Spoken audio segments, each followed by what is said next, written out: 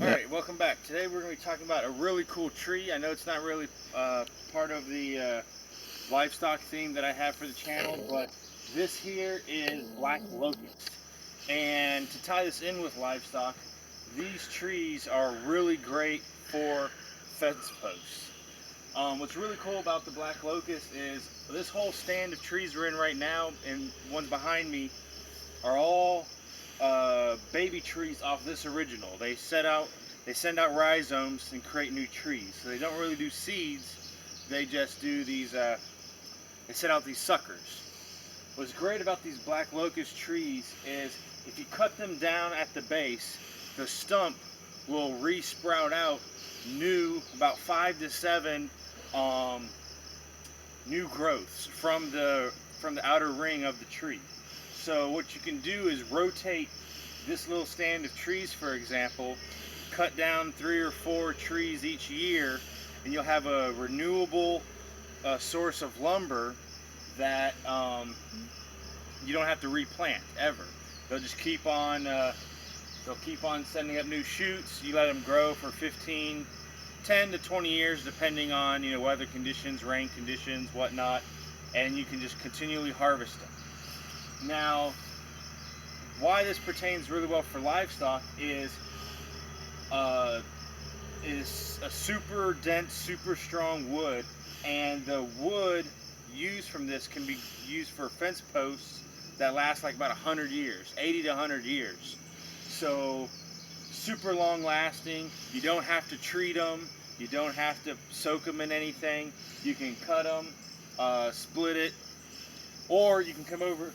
We'll come over here. This here is a younger black locust. You could chop it down and cut them into 6, 8 foot lengths, whatever you need, and just use them as is. Don't split them or anything, but just use them as a nice 5 or 6 inch diameter post, 8 inch diameter post, whatever you're needing, and just cut them in lengths.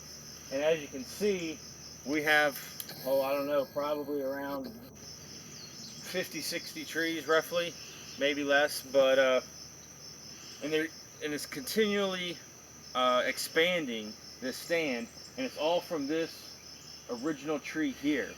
So over time, and like I said, every tree you cut down, they'll continually sprout out more stands, so you could actually fence your whole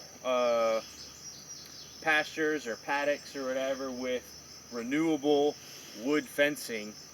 And it's also really good for firewood. It isn't super dense. It has one of the highest BTU or heat uh, ratings for wood. I think it's like the second highest, so it's super hot when it burns. It's also really good for bees. They do put out like a little flowers, and so it's really good for bees as well. Really good for shade. The only downside I think is like if you have sheep, some of these pricklies, they could get caught in it, the thorns. But really great for goats, really great for cattle for a nice dense shade as well. But I just thought this was really interesting that you guys could might benefit from. A lot of people think it's very invasive because it does spread out like this and can take over an area.